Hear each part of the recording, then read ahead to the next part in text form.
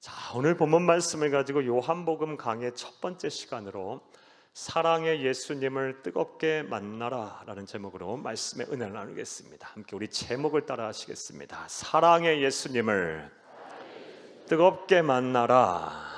한 번 더 따라 하시겠습니다. 사랑의 예수님을 뜨겁게 만나라. 네, 고맙습니다. 감사합니다. 저는 오늘부터 시작해서 주일 낮 예배 설교시에 이 사복음서, 예수님의 생애와 삶 그리고 사명을 기록한 이 사복음서, 마태, 마가, 누가, 요한 복음서 중에 요한복음을 강해하려고 합니다. 사랑하는 여러분, 제가 요한복음을 강해하려는 이유부터 여러분에게 말씀을 드리겠습니다. 먼저 요한복음은 우리가 믿고 우리가 섬기고 우리가 사랑하며 우리가 전해야 할 우리 구주 예수 그리스도에 대해서 다른 복음서들 비해 가장 알기 쉽고 자세하게 설명한 하나님의 말씀이기 때문입니다. 그러한 이유로 예수를 처음 믿으시는 분들과 그리고 믿음이 연약하셨던 분들이 예수님에 대해 알고자 한다면 저는 꼭 이 요한복음부터 읽어보시라고 권면을 해드립니다. 또 다른 이유는 요한복음은 다른 복음서와는 달리 이 예수님의 육성이 풍부하게 기록이 되어 있기 때문입니다. 즉 다른 사람의 생각과 해석이 첨부되지 아니한 원시적인 복음, 순수한 복음이 가득 차 있습니다. 나아가서 이 요한복음 안에는 기독교 신앙의 핵심인 고난, 예수 그리스도의 대속의 고난, 대속의 죽음 그리고 부활 기사가 다른 복음서보다 많이 기록되어 있기 때문입니다. 우리 신앙 성장에 큰 도움이 됩니다. 무엇보다 이 요한복음 안에는 우리를 사랑하실 때 끝까지 사랑하시는 우리 구주 예수 그리스도의 사랑의 모습이 다른 복음서에 비해 상세하게 기록이 되어 있기 때문입니다. 그러한 이유로 저는 주일 낮 예배 시간에 요한복음을 강해하려고 합니다. 큰 시간이 되기를 다시 한번 간절히 주의 이름으로 축복합니다. 그런데 솔직히 말씀드리면 저는 이 요한복음을 참 오래전부터 강해하려고 하는 계획이 있었습니다. 하지만 여러 가지 이유, 특별히 다음과 같은 이유 때문에 주저해왔던 것이 사실입니다. 이 요한복음이 담고 있는 단순하면서 심오한 진리를 제가 어떻게 우리 성도님들에게 잘 설명할 수 있을까, 이 말에 염려가 있었기 때문에 그동안 주저해 왔습니다. 그런데 얼마 전부터 하나님 앞에 기도하는데 하나님께서 저에게 주시는 감화 감동이 있었고 또 확신이 생겼습니다. 그래서 오늘부터 시작해서 대략 분량적으로 보니까 약 2년 정도의 시간이 걸릴 것 같아요. 2년 정도의 시간을 두고 요한복음을 주일 낮 예배 때 강의하겠습니다. 이 요한복음을 통해서 사랑의 예수님을 뜨겁게 만나는 위대한 역사가 우리 성도님들에게 다 일어나기를 간곡히 주의 이름으로 부탁합니다. 자, 이제 오늘의 강의를 하겠습니다. 요한복음은 우리가 잘 알다시피 주후 90에서 95년경 사도 요한 스님께서 기록한 하나님의 말씀입니다. 사도 요한은 사랑하는 여러분, 예수님의 12 제자 중에서 예수님을 배신하고 스스로 목숨을 끊은 가룟 유다를 제외하고 유일하게 순교하지 않은 제자입니다. 물론 사도 요한 선생도 이 순교의 위기를 숱하게 겪었습니다. 예를 들면 로마의 제11번째 황제로 기독교를 가장 잔혹하게 핍박했던 도미티아누스 황제 때 사도 요한 스님도 붙잡혀서 사형을 언도받고 어떤 집행을 당했냐, 끓는 기름 가마 속에 내던져졌다고 합니다. 그런 당시 초대교회 전승들을 보면요, 그런 끓는 기름 가마 속에 이 사도 요한 스님께 내던져졌지만 그런 가운데서 하나님께서 지키셔서 머리털 하나 상하지 않았다고 합니다. 그런 초자연적인 기적이 일어났어요. 그러다 보니 이 로마 군인들이 이 사도 요한을 두려워하고 하나님을 두려워해서 사도 요한을 더 이상 해치지 못하고 지중해의 외딴섬인 밤모섬으로 유폐를 시켰어요. 그리고 그곳에서 사도 요한은 성령의 감화 감동을 받고 계시를 받아 요한계시록을 기록합니다. 이후 이 도미티아누스 황제가 암살을 당합니다. 그리고 사도 요한은 사면을 받아요. 그래서 어디로 돌아오냐? 그의 나이 약 90세경에 에베소 교회로 돌아오게 돼요. 그리고 그곳에서 요한복음과 요한일서, 요한이서, 요한3서를 기록합니다. 자, 그렇다면 사도 요한쌤께서는 왜 성령의 감화 감동을 받아 이 요한복음을 기록했을까요? 요한복음이 기록될 시점, 그의 나이 말씀드린 대로 이미 황혼을 지나 이제 하나님의 나라 갈 때를 앞두고 있었어요. 그리고 이미 다른 복음서들이 널리 회람이 되어 있었어요. 그럼에도 불구하고 왜 요한복음을 사도 요한은 기록했을까요? 오늘 본문 말씀을 통해서 그 이유와 목적을 찾아가며 우리에게 주시는 은혜를 발견하고자 합니다. 그의 시간이 되기를 다시 한번 간절히 주의 이름으로 축복합니다. 자, 이제부터 생각을 해보겠습니다. 사도 요한은 왜 요한복음을 기록했을까요? 이를 통해서 우리는 어떠한 영적인 진리와 교훈을 얻을 수가 있을까요? 자, 이제부터 따라 하시겠습니다. 첫째로, 세상의 모든 사람이 예수님을 하나님의 아들로 믿어 생명을 얻게 하려 하기 위해서입니다. 세상의 모든 사람이, 유대인이나 아니면 모든 이방인들이나 문화와 인종과 역사를 초월해서 모든 사람들이 다 예수님을 하나님의 아들로 믿어 생명을 얻게 하려고 사도 요한은 이 요한복음을 기록했습니다. 오늘 본문 20장 31절을 함께 보겠습니다. 오직 이것을 기록함은 너희로 예수께서 하나님의 아들 그리스도이심을 믿게 하려 함이요 또 너희로 믿고 그 이름을 힘입어 생명을 얻게 하려 함이니라. 아멘. 사도 요한선께서 직접 자신이 요한복음을 기록한 목적에 대해서 기술을 해놨어요.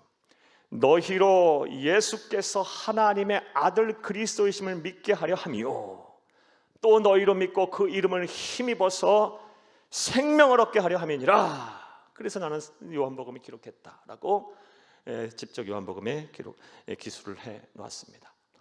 따라서 우리는 이 요한복음에 대하면서 이 요한복음의 강의를 들으면서 저와 여러분은 단 한 분도 빠짐없이 우리 주 예수님이 하나님의 아들이신 것을 믿어야 할 것이고 그를 통해서 주시는 하나님이 우리에게 선물하시는 생명을 얻어야 할 줄로 믿습니다. 자, 그렇다면 이제 좀 더 구체적으로 생각해 보겠습니다. 사랑하는 여러분, 우리 주 예수님이 하나님의 아들, 즉 그리스도이시라는 말의 의미는 무엇일까요? 답부터 말씀드리면 우리 주 예수님이 하나님의 아들이시다라는 말의 의미는 우리 주 예수님이 천하 우주 만물을 창조하신 창조주시라는 것입니다. 우리 주 예수님이 모든 인간의 역사를 주관하는 역사의 주인이시라는 것입니다. 우리 주 예수님이 세상에 다시 오셔서 심판하심으로 세상을 닫으실 유일한 심판주시라는 것입니다. 우리 주 예수님이 우리의 죄와 사망의 문제를 해결할 유일한 구세주 메시아라는 것입니다. 이것을 온전히 믿는 저와 여러분 되기를 간절히 주의 이름으로 축복합니다. 이것이 바로 예수님이 하나님의 아들이시라는 말의 의미입니다. 그리고 이것은 예수님을 잡아 죽이의 주동자로서의 역할을 했던 대제사장들과 유대 지도자들의 말을 통해서도 우리가 분명히 알 수가 있습니다. 마태복음 6장 63절에서 65절을 함께 읽겠습니다. 예수께서 침묵하시거늘 대제사장이 이르되 내가 너로 살아계신 하나님께 맹세하게 하노니 네가 하나님의 아들 그리스도이신지 우리에게 말하라. 예수께서 이르시되 네가 말하였느니라. 그러나 내가 너희에게 이르노니 이후에 인자가 권능의 우편에 앉아 있는 것과 하늘 구름을 타고 오는 것을 너희가 보리라 하시니 이에 대제사장이 자기 옷을 찢으며 이르되 그가 신성모독을 하는 말을 하였으니 어찌 더 증인을 요구하리요. 보라, 너희가 지금 이 신성모독하는 말을 들었도다. 아멘. 이 말씀은 예수님께서 십자가에 매달리시는 그날 당일 새벽에 대제사장의 집에서 일어났던 불법적인 재판 현장에서 하신 말씀들이에요. 나눈 말씀, 대화입니다. 대제사장이 예수님을 불법적으로 신문해요. 네가 하나님의 아들이라 그러지 않았냐? 너 하나님의 아들이냐? 그랬더니 예수님께서 뭐라 말씀하셨습니까? 말한 그대로이다. 그리고 인자가 권능의 우편에 앉은 것과 하늘 구름을 타고 오는 것을 너희가 보리라 말씀하셨어요. 그러자 이 대제사장들과 유대 지도자들이 막 난리가 나고 광분합니다. 신성모독을 하는 자다, 즉 하나님을 사칭하는 자다, 이 사람은 반드시 죽어야 될 자다 라고 막 광분을 했어요. 대제사장들과 유대 지도자들은 하나님의 아들이 의미하는 바가 무엇인지를 정확하게 알고 있었어요. 그들은 하나님이 아들이라고 의미하는 바가 바로 창조주 하나님, 심판의 구주, 그리고 우리를 죄와 사망에서 구원할 유일한 메시아 구세주임을 분명히 알았던 것입니다. 그래서 막 신성모독을 하였다라고 하면서 그를 죽이려고 했어요. 실제 예수님께서 십자가에 매달려 죽은 죄목이 중에 하나가 무엇인지 아십니까? 바로 이 신성모독죄예요. 우리는 영적인 눈을 열어 우리 주 예수님께서 왜 십자가에서 죽으셨는지 우리는 분명히 알고 있어요. 우리를 대신하여 대속의 죽음을 죽으시게 죽으셨어요. 하지만 당시 유대인들은요, 신성모독죄를 저질러서 예수님을 죽이려 했어요. 실제로 그렇게 했어요. 이것은 요한복음 19장 7절 말씀을 통해 알 수 있습니다. 함께 보겠습니다. 유대인들이 대답하되 우리에게 법이 있으니 그 법대로 하면 그가 당연히 죽을 것은 그가 자기를 하나님의 아들이라 하매니이다. 아멘. 이와 같이 예수님이 하나님의 아들이시라는 말의 뜻은 예수님이 곧 창조주 하나님이시다, 예수님이 곧 모든 인간의 역사를 주관하는 역사의 주인이시다, 예수님이 곧 유일하게 우리를 심판하실 심판주이시고 죄와 사망에서 우리를 건져낼 메시아시다라는 사실입니다. 이것을 온전히 믿고 바로 알고 바로 믿고 바로 전하는 여러분 되기를 다시 한번 간절히 주의 이름으로 축복합니다. 자, 사랑하는 여러분, 그렇다면 또 생각을 해보겠어요. 이렇게 예수님이 하나님의 아들이심을 믿는다는 것은 또 어떻게 하는 걸까요? 여기서 믿는다는 것은 단순히 지식적으로 안다는 것을 의미하지 않습니다. 그리고 그냥 감정적으로 동의한다는 것 또한 의미하지 않아요. 사랑하는 여러분, 여기서 예수님의 하나님의 아들이심을 믿는다는 것은 그 하나님의 아들이신 예수님께 나의 가장 귀한 인생과 생명을 맡긴다라는 뜻이에요. 이것이 바로 예수님을 하나님의 아들로 믿는 것이에요. 사랑하는 여러분, 여러분에게 한번 여쭤보겠어요. 여러분은 진정 예수님을 하나님의 아들로 믿으십니까? 사랑하는 여러분, 여러분의 귀한 인생과 여러분의 귀한 생명을 예수님께 온전히 맡기셨습니까? 여러분의 생명의 주인, 삶의 주인이 예수님이십니까? 그런데 이렇게 말씀하셔도 저 성전문을 나서는 순간부터 여러분의 생명의 주인, 삶의 주인은 예수님이 아니신 분들이 많습니다. 그냥 지적으로 지금 동의하는 거예요. 감정적으로 동의하는 거예요. 세상을 살면서 내 삶의 주인은 따로 있어요. 그리고 내 귀한 생명의 주인 또한 따로 있어요. 여러분에게 다시 한번 여쭤보겠어요. 여러분의 생명의 주인은 누구시고 삶의 주인은 누구십니까? 질문을 받고 여러분은 예수님을 하나님의 아들로 믿으십니까? 사랑하는 여러분, 대부분의 성도들이 그렇지 못함에 참으로 안타까워요. 이와 관련해서 다음과 같은 말씀을 한번 드려볼게요. 오늘 목사님의 설교집을 읽다 보니 다음과 같은 글이 있어 여러분에게 소개하려고 합니다. 이 글의 내용은 미국의 시사 주간지 뉴스위크지에 실렸던 글이고요. 20세기 세계적인 천문학자였던, 그리고 지금도 각광을 받고 또 이 사람의 이론이 많이 연구가 되고 있는데, 미국의 칼 세이건 박사에 대한 이야기예요. 이 사람 참 많은 책을 썼어요. 코스모스와 같은 책도 있고요. 많은 책들이 오늘날도 베스트셀러로 익히고 있고 여러 대학에서 교재로 사용되고 있어요. 이 칼 세이건 박사는요, 62세의 골수암으로 죽었습니다. 이 62세의 골수암으로 죽을 날이 가까워지자 이 칼 세이건 박사는요, 하나님의 실존과 그리고 영생 부활, 나아가서 천국과 지옥에 대한 관심이 많았다고 합니다. 죽을 날이 가까웠으니 그렇겠죠. 죽음에 대한 공포와 두려움이 있었던 거예요. 그런데 이분은 자신의 눈으로 관찰하고 실험을 통해 입증한 것만 믿겠다는 불가지론자였기 때문에 하나님의 실존과 또 부활과 영생, 천국과 지옥을 수많은 목사님들의 대화와 복음 제시를 통해서도 믿지 못했다고 해요.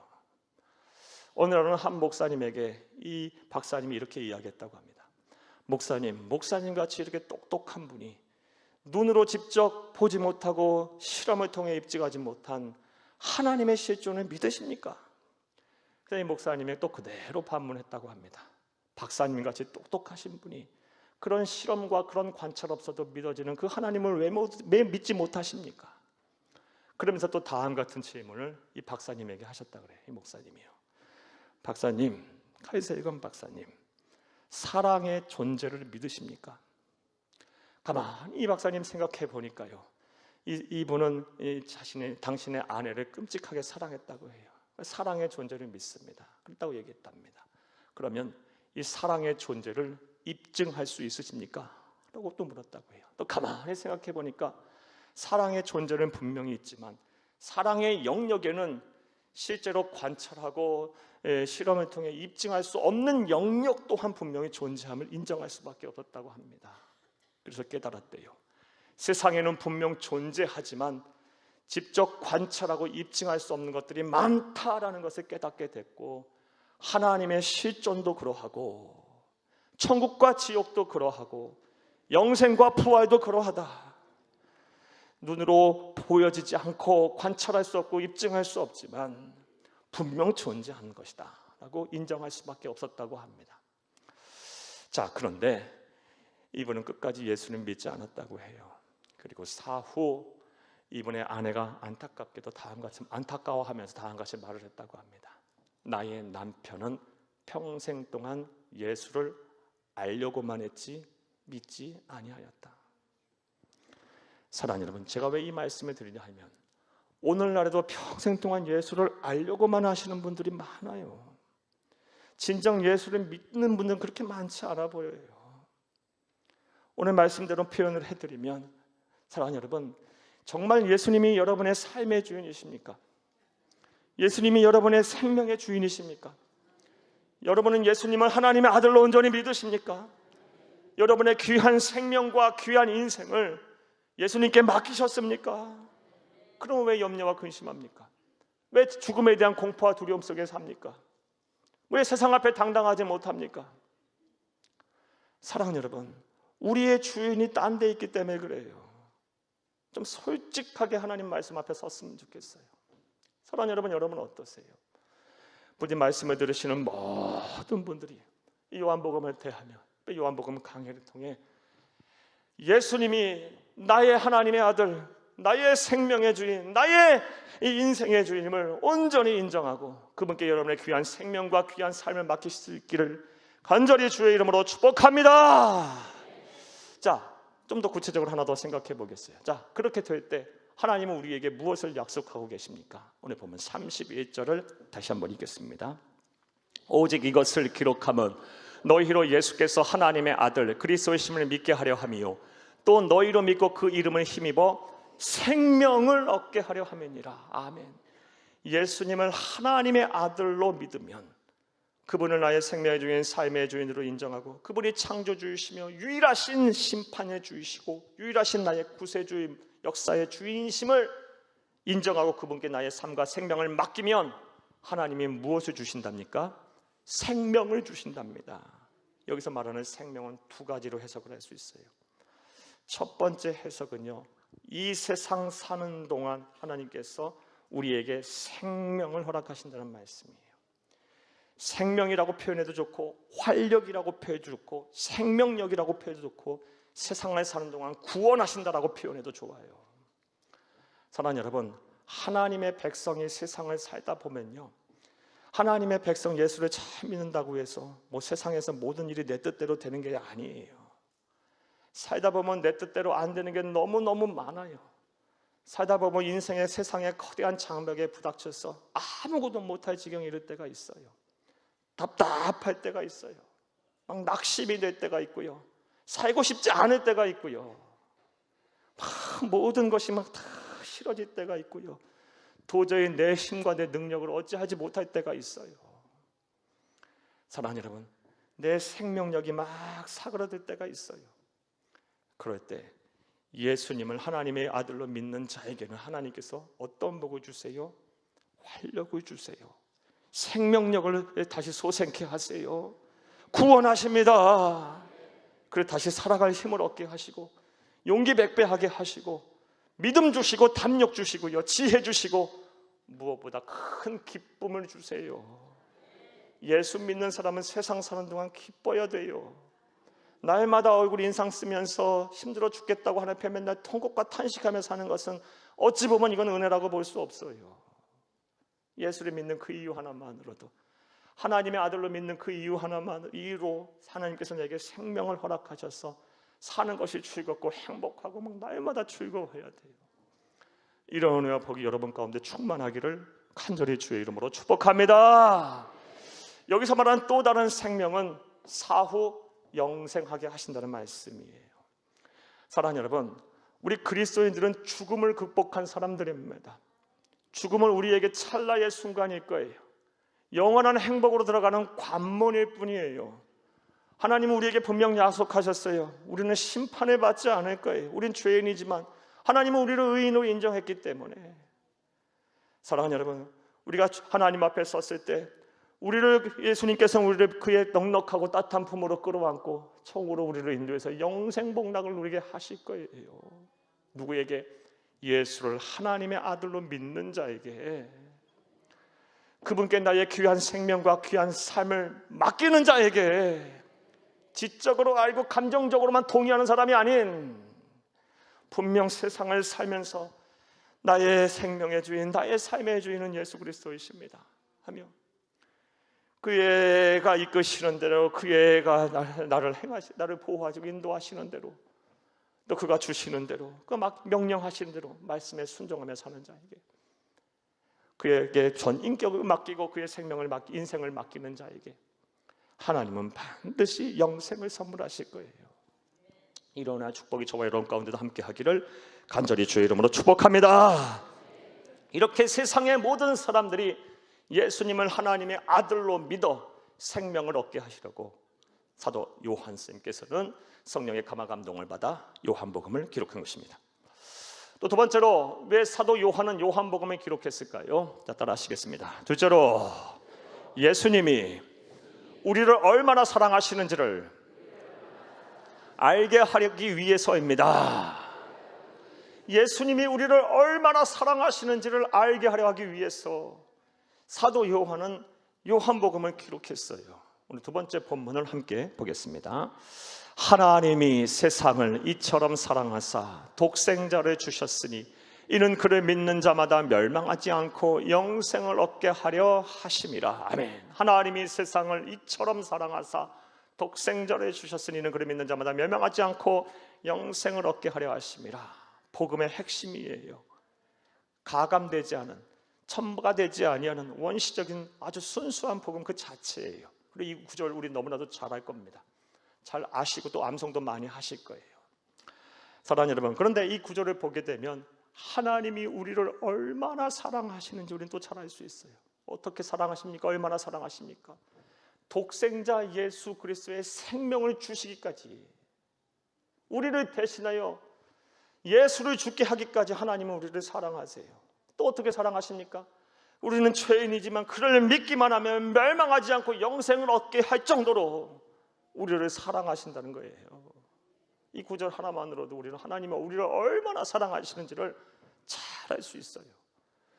그런데 요한복음을 보게 되면 이 구절과 같이 하나님이 우리를 사랑하신다는 이야기들로 가득 차 있어요.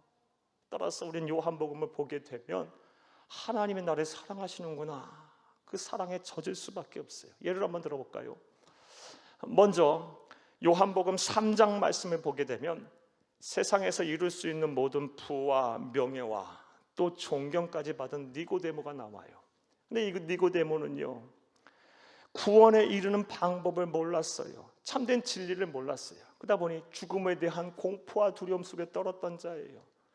그런 니고데모를 사랑의 예수님께서 만나셔서요, 그 니고데모에게 구원에 이르는 길, 거듭남의 비밀을 말씀해 주시고 구원의 은혜를 선물하셔요. 그런 사랑의 예수님의 모습이 바로 요한복음 3장에 나와요. 한 장 바로 넘기면 또 누가 나오는지 아십니까? 요한복음 4장 말씀을 보게 되면 사랑에 굶주리고 영혼의 갈증을 일으켜 남편을 5번이나 갈아치우고 지금 사는 남자도 남편인지 아닌지 모르는 완전 윤리도덕적으로 엉망이 돼버린 사회성이 완전히 망가져버린 사마리아 수가성 여인이 나와요. 이 여인을 예수님께서 또 찾아오셔서 만나시고요, 이 여인에게 영원히 목마르지 않은 샘물을 허락하여 주시고 다시 사명을 부여하시고요, 다시 살 수 있도록 길을 열으세요. 사랑의 예수님의 모습이 보여요. 여기서 끝나지 않아요. 또 한 장 넘기면요, 요한복음 5장으로 가버리게 되면요, 38년간 아무 낙 없이 병들어서 하늘만 쳐다보고 있던 베데스다 연못가에 38년 된 병자를 고치신 예수님의 모습이 나와요. 언제 고치셨습니까? 안식일 날요. 요한복음 5장 시점에 예수님은 대제사장들과 서기관들과 바리새인들에게 의해서 요주의 인물로 낙인 찍혀 있었어요. 어떻게 하면 꼬투리 잡아서 예수님 죽일까 궁리 중에 있었는데요, 보란듯이 안식일 날 베데스다 연못에 가서 38년 된 병자를 일어나라고 하시면서 고쳐내세요. 예수님의 안위보다 이 38년 된 병자가 이 목숨이 더 중요했던 거예요. 사회적으로 볼 때 38년 된 병자는 잉여인간이에요. 더 이상 가치가 없어진 사람이에요. 그런데 예수님의 눈에는 그것이 아니에요. 천하보다 귀한 영혼이었던 거예요. 당신의 목숨과 안위를 바꿀 수 있을까지요. 사랑의 예수님의 모습이 보여요. 또 한 장 넘기면요, 요한복음 6장을 보게 되면요, 사랑하는 여러분, 당시 권세자들의 폭정과 외세의 수탈로 인해서 대부분의 이스라엘 민족들 군중들은요 아무 낙이 없었어요. 90%가 절대 빈곤층이었어요. 하루 먹고 살기가 힘들었어요. 그들에게 천국 복음을 전하시고 그들이 굶주려 하고 있자 보리떡 5개와 물고기 2마리로 장정만 5,000명의 12광주를 남기신 오병이어의 사건, 사랑의 예수님이 또 보여요. 또 요한복음 8장으로 넘어가 버리면요, 사람에게 실컷 이용망당하고 이리 치고 저리 치다 결국 가늠하다 현장에 붙들려와 돌에 맞아 죽을 수밖에 없는 여인이 나와요.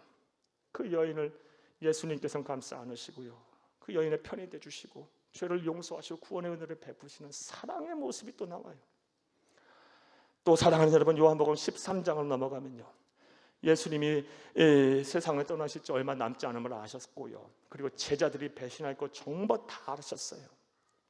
그런데도 제자들을 향해 사랑하시되 끝까지 사랑하시느니라, 이런 말씀을 막 쏟아내시는 예수님의 모습이 또 나오고요. 요한복음 17장으로 가면요, 예수님 십자가에 매달리시기 바로 전날 밤이에요. 어찌 보면 예수님 당신에게 가장 기도가 필요한 시점에 예수님 당신 자신에게 기도 안 해요. 남겨놓은 제자들을 걱정하고요, 심지어 예수 다시 오실 때까지 이 땅에 존재할 우리를 포함해서 모든 그리스도인을 위해서 중보기도 하십니다.